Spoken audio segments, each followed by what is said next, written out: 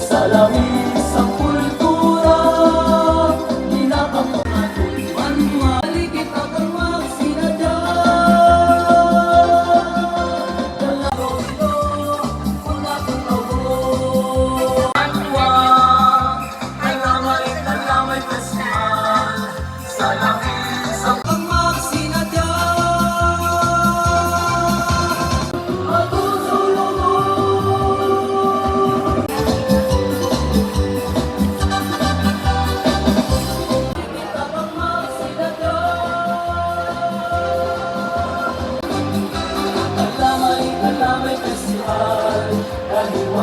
Arrival of our other distinguished guest. In the meantime, please settle down.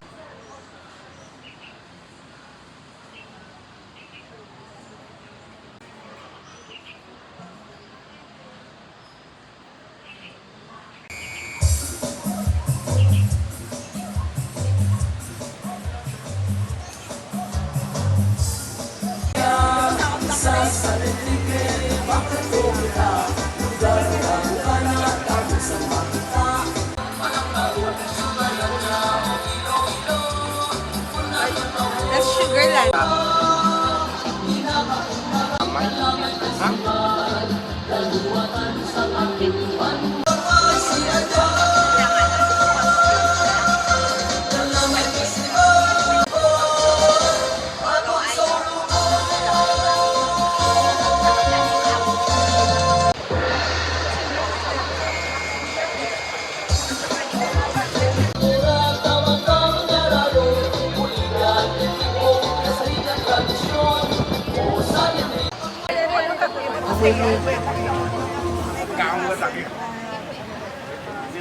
Ano man, ma'am? Ang dyan. Kaisa pagka. Ako nilita. Uy, na-meet niyo. Arthur Defensor Jr. Together with Governor Defensor is our very own Municipal Mayor Giancarlo Fernandez. Our Vice Mayor, Honorable Rosario Mediatrix Fernandez. They're also joined by a member of our Sangguniang Bayan, Honorable Jose Fernandez. Also with them is Honorable Susan Villalobos and Honorable Margie Sumido. Also present is Honorable Dessa P. Pamposa and SB Laila Diasis.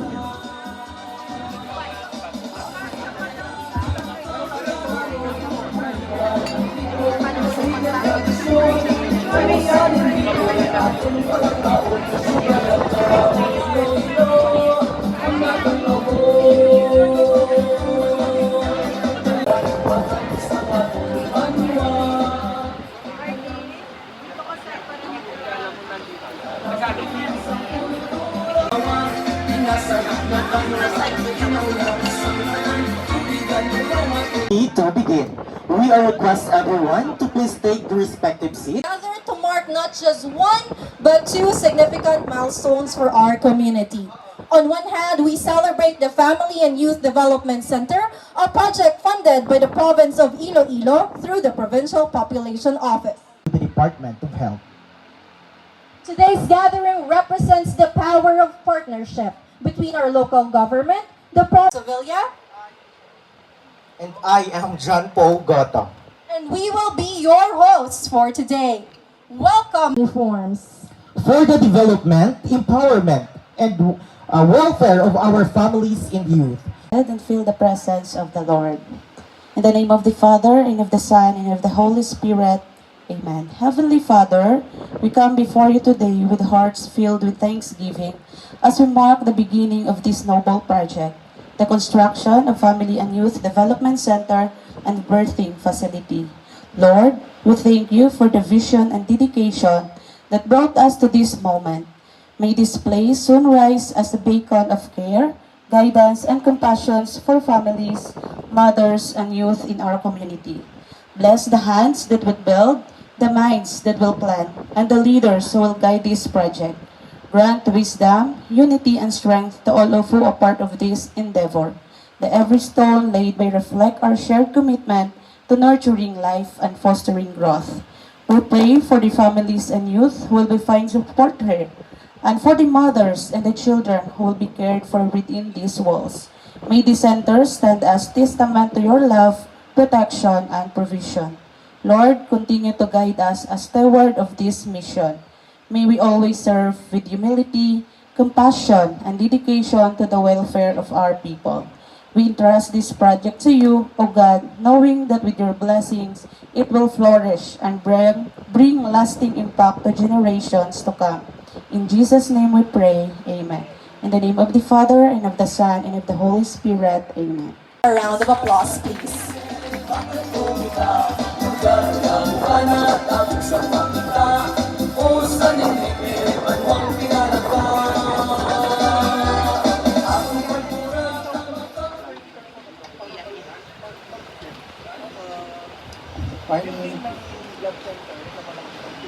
Good morning, everyone, to fellow public servants, Mayad Kinaaga. I would like to warmly welcome our active and supportive Governor, Governor Arthur Tuto Defensor Jr., our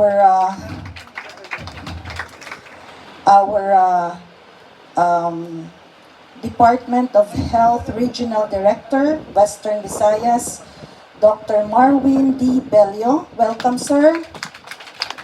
Balaan ko bago lang si Sir Belio nag-assume sa post, and I believe San Enrique is one of the first engagement niya. No? Thank you, sir, for being here today. Of course, our supportive and very active Municipal Mayor, Mayor Nonoy Nino Fernandez. Our very supportive, active, and my good friend, the head of the Provincial Population Office, Attorney Ruel Bon Superior. Attorney Bon, salamat sa pagbalik-balik din sa San Enrique. Of course, sa aton mga SB members who...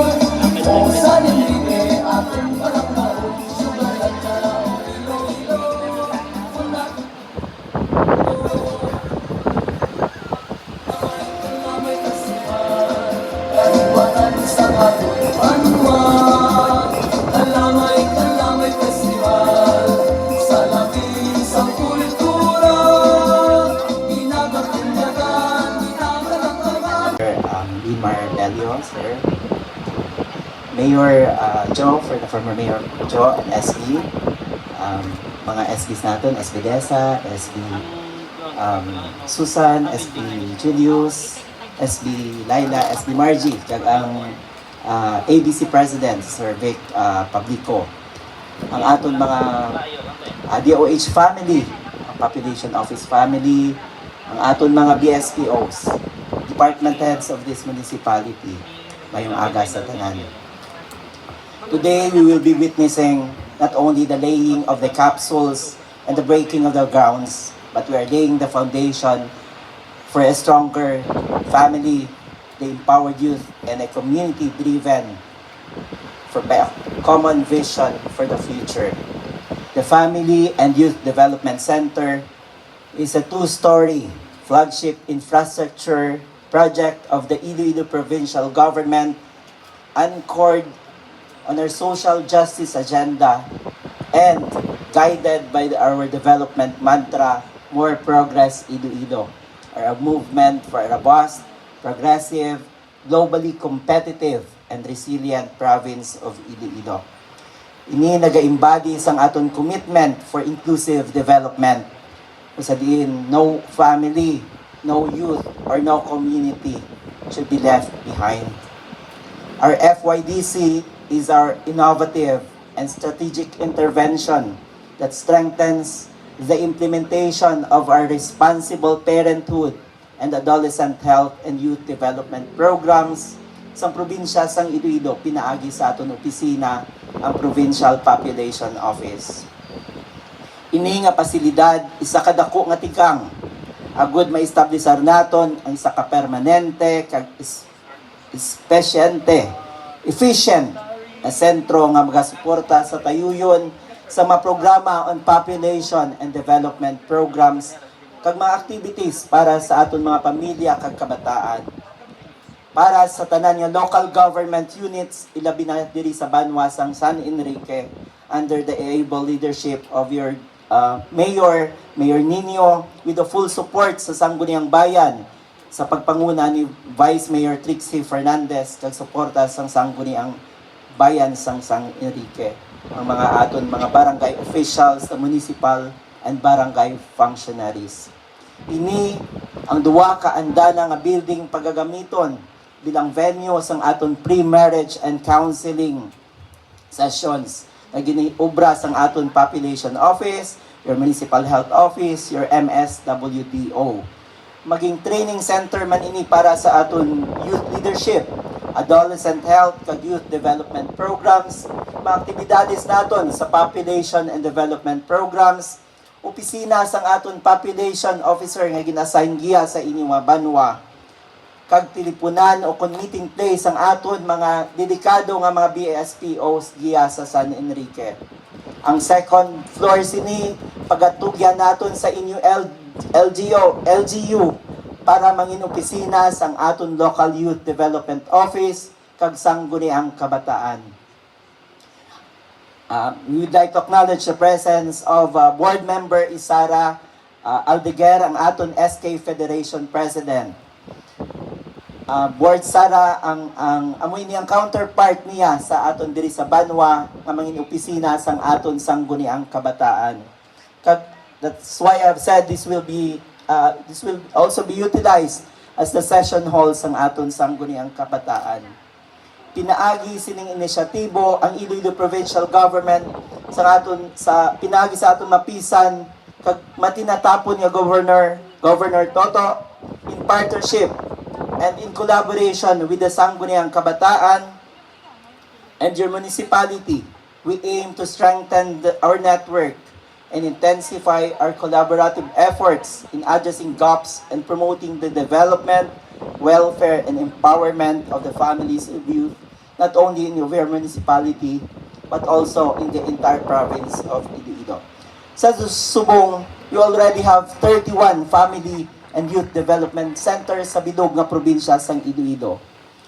Governor Defensor has invested about 155 million sa 3 gid lamang katuig.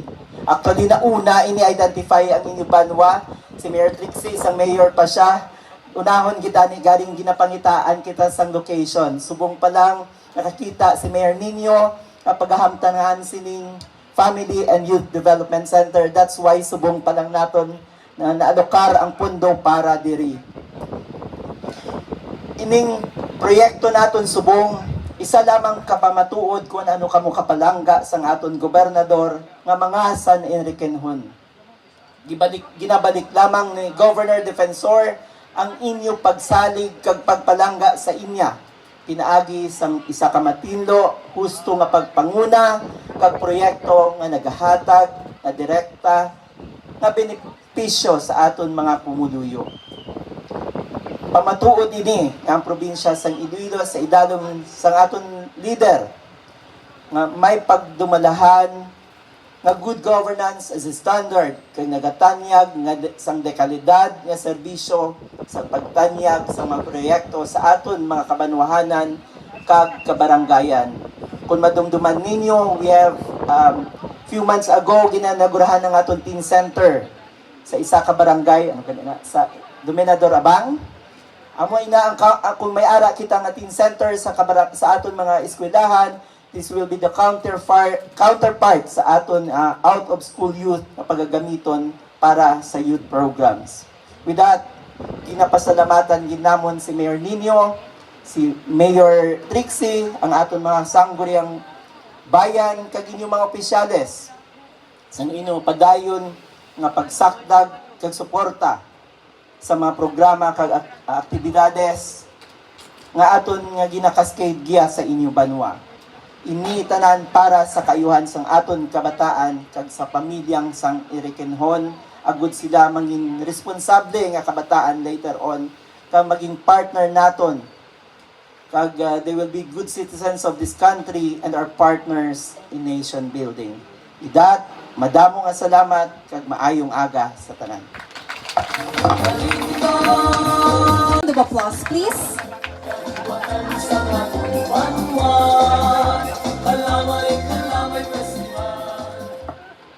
Mayong adlaw gid to all beautiful people of San Enrique. It really feels home to be here. Kay tungod ang San Enrique is actually my second home. Kay tungod si Tita Trixie is actually my second mom man. Kay tungod halin sa nag-umpisa ko, ara na siya sa akong journey. Suluya ko kitang yawon. Una sa tanan, ang aton grabe ka hardworking na Governor Tuto R. Defensor Jr. Nag-push forward gid samon to do more and be best gid sa amon ginaubra. Recently lang gid gi awardan ako sa most outstanding SK Federation kag gipamangkot ko, may isa sila ka pamangkot sa akon. What motivates you? Isa lang isabat ko. It is our governor. Kaya ito gina-push forward, yagid ta. And gihambal ko gid na good governance is our standard, not our objective. Di lamang gapakita sang transparency and of course accountability kay tungod kay Gov gaka-inspire ko na magbira-bira sa adlaw-adlaw biskan kapoy pero ginapanumdum ko kung kaya ni Gov, kaya ko man. So sa liwat, thank you for your support, Gov. And to, of course, to Attorney Von, ari wala giniuntat ang pahuwaya, mapasande man, Saturday, ara agad sa Capitol, kag 24/7, ginachat ko, ara agad dayon to help me and support the SK officials. Attorney Von, thank you so much. Kaglabi sa tanan, gusto ko man i-acknowledge ang amon na pinalangga na LYDO, to Ma'am Mimi, thank you kay mayara na kami subong sang backbone na magabulig sa mga SK officials, IPYDC members, and labi sa tanan to Honorable Mayor Nino Fernandez. Thank you for inviting me, Mayor, and labi sa tanan mga barangay officials and sa ato na SK. Ako na medyo na-late ko kagina, kaging hagad pa ko nila sa Kalamay Cafe. So, pasensya, gid kay medyo na-late ko kay doon nagtamo amon chika. And of course, to all officials. So, nagkarigid ako subong na aga to celebrate this groundbreaking ceremony and of course, a celebration man sang aton Kalamay Festival. Kay basi diri ko palang makita ang katamis ng tawag na pagpalangga. Pero gapati ko, nakita ko nagidman because of the people of San Enrique na grabe gid inyo pag-welcome sa akon. Kaglabi na gid sa tanan, sa SK officials na wala yung gid pabayan, Mayor and Vice, and to all officials. Kay kagina sang gastorya kami ang balko. Kamusta ka mo di? And ang Manila, wala gid problema. Kay tudo-tudo ang suporta sang ato mga government officials and of course the LGU. So, today we are not merely breaking ground for a new building. We are laying the foundation for healthier families, empowered youth, and a stronger future for the people of San Enrique. The construction of the two-story birthing center and family and youth development center reflects a local government that understands the true progress begins in investing in people. A safe place where mothers can give birth with dignity, children can receive quality care, and young people can grow, learn, and become active partners in nation building is one of the greatest investment and any community can do. As someone who has dedicated my service in empowering the youth of Iloilo, I firmly believe that the development is most meaningful when it reaches every generation. This project is a testament to what we can be and what can achieve when leaders prioritize people over politics, service over self-interest, and long-term development over short-term gains.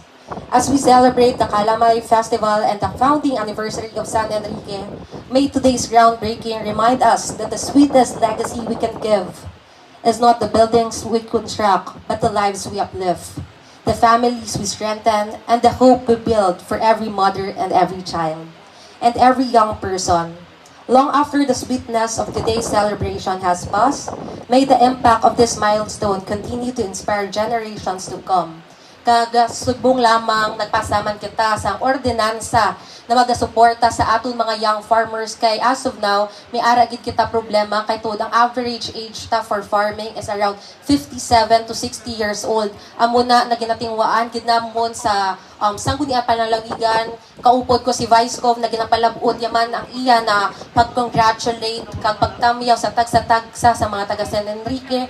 We're crafting an ordinance supporting the young farmers of Iloilo.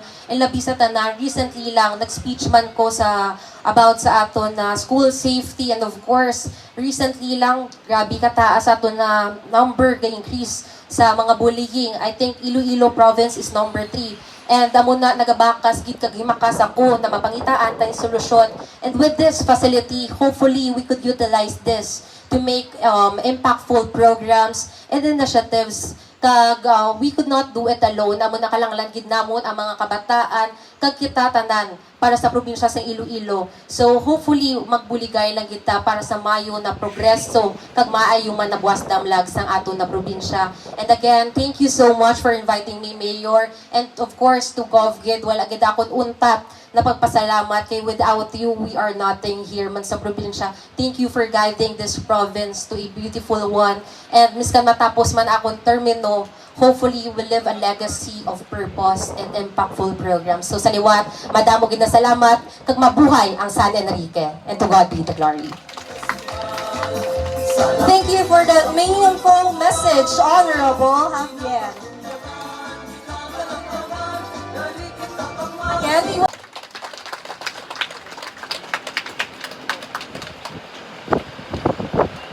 Good morning. Good afternoon.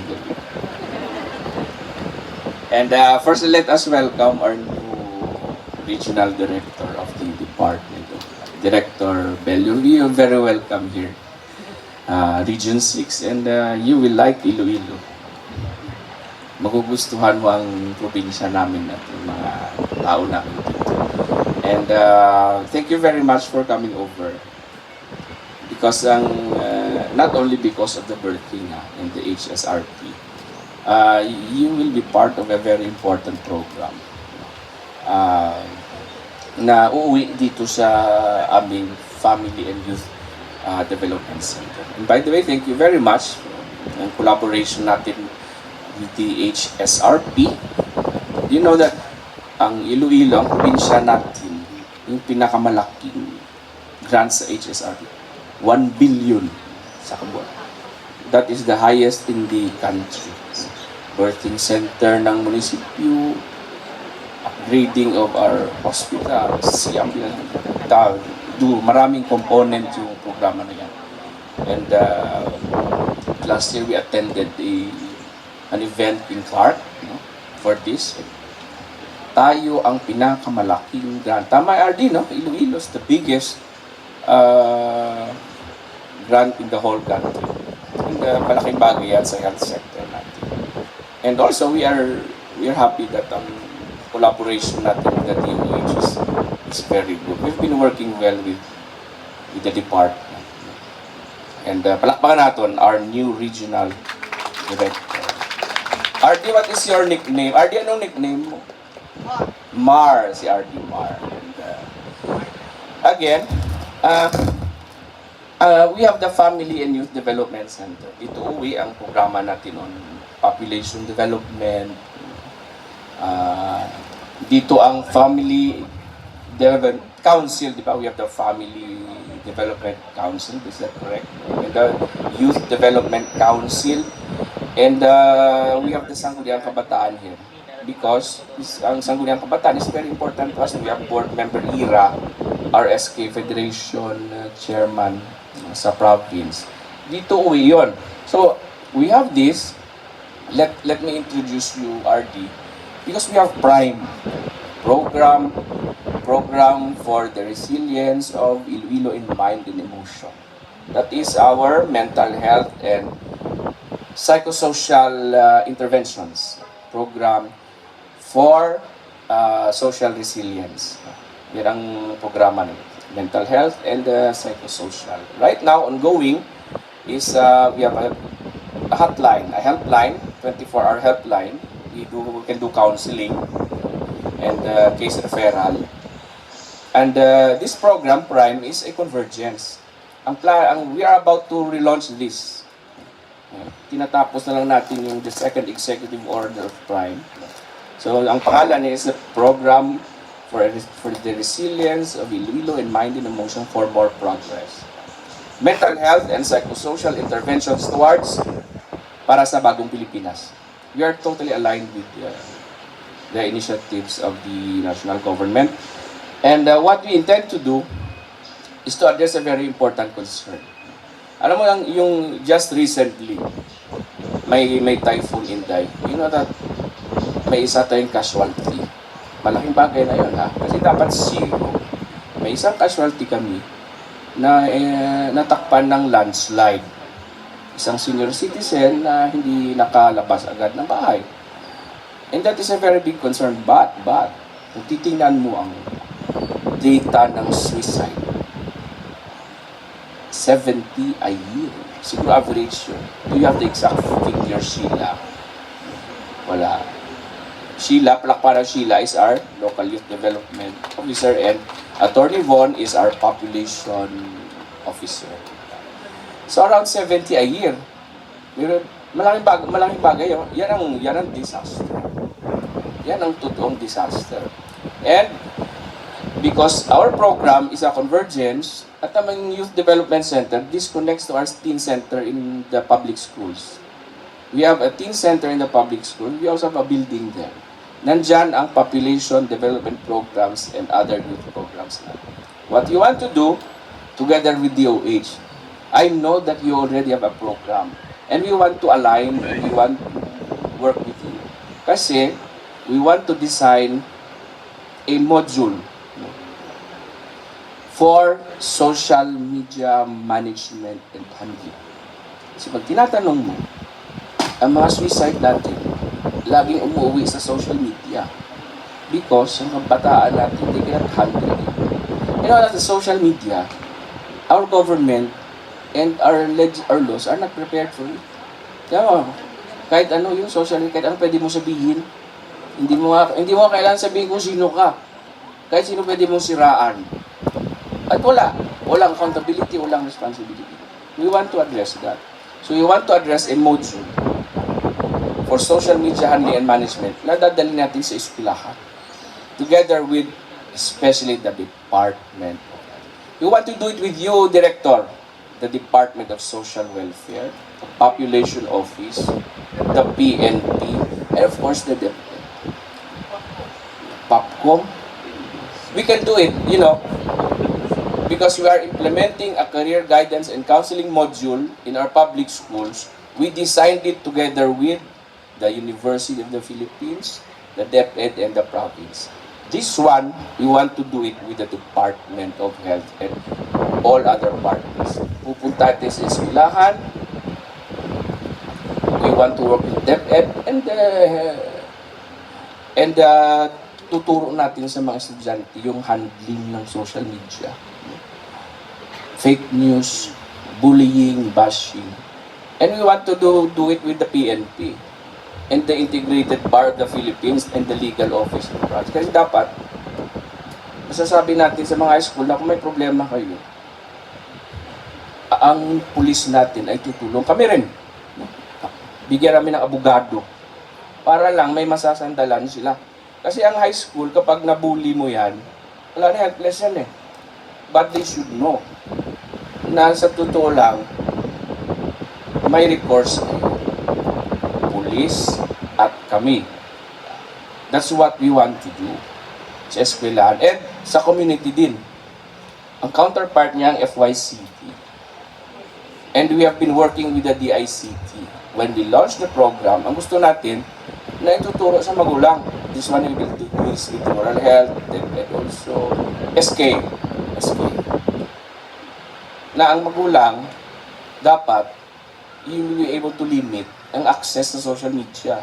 Kasi in other countries, pipiliin nila kung anong pwede mong tingnan. Tama naman. Kasi we love the social media, we love the internet. Importante yan. Maraming bagay doon na ayaw natin, fake news, bullying, lahat na lang. Gusto natin regulate. So, I think the DICT, we've been working with the DICT na may paraan na kung magulang ka, bigyan ko ang 15 years old ko ng cellphone, dapat hindi lahat makikita mo siya. May paraan na tayo dapat. We want to do that at the community level with the SK. You know, SKs are nerve ending in detecting the problems of our youth. Importante yung SK yan. That is why the second floor of this is the office of the SK Federation. Kasi ang SK, kasama natin yan together with the rural health.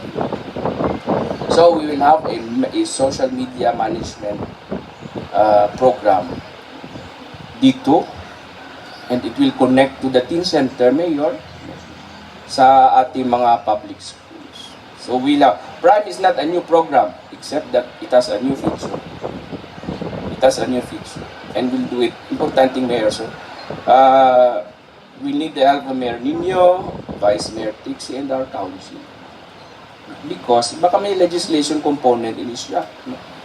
Mayor, so thank you very much. Palakpan natin Mayor Nino, Mayor Vice Mayor Tixie, our councilors, former Mayor Gio, Councilors Laila, Susan, Margie, and Julius, and our Vic, our legal president, at sino pang isa?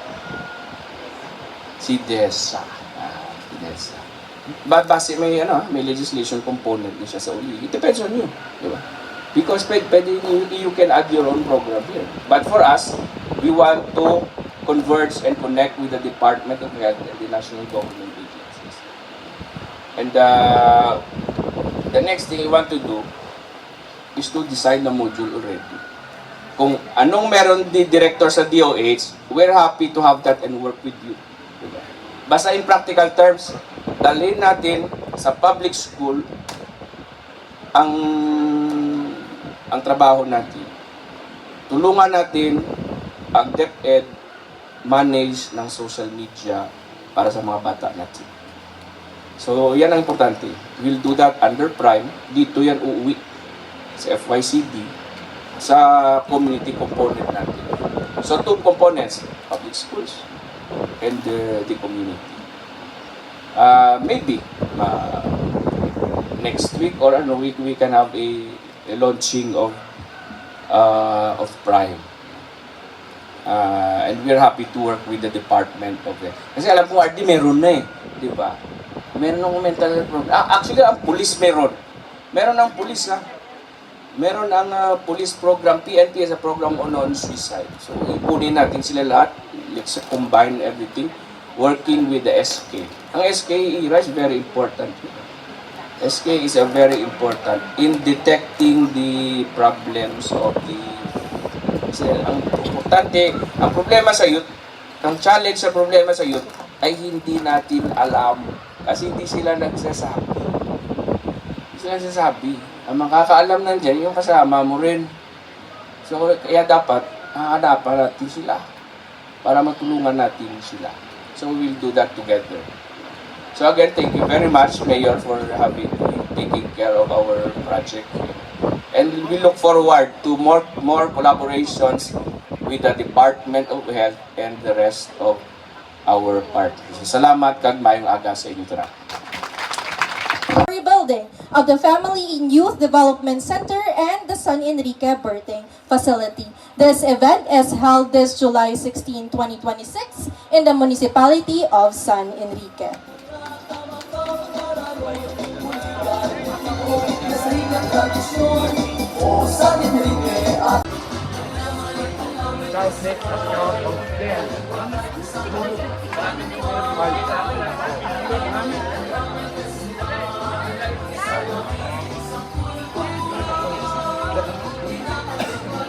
everyone ready? At the count of 5, 4.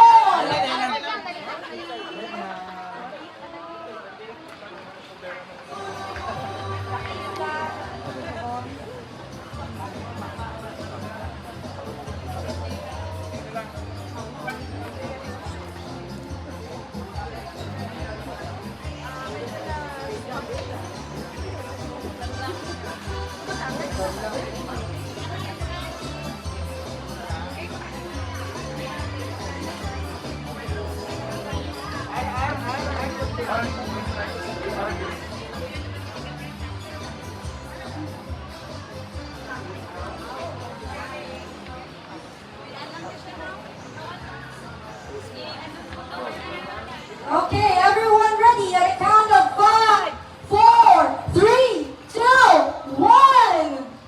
Ladies and gentlemen, the perspective for the two-story San Enrique Family and Youth Development Center.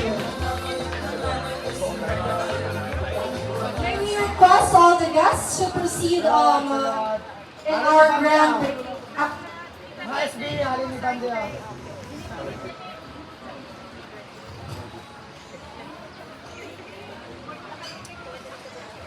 Ready.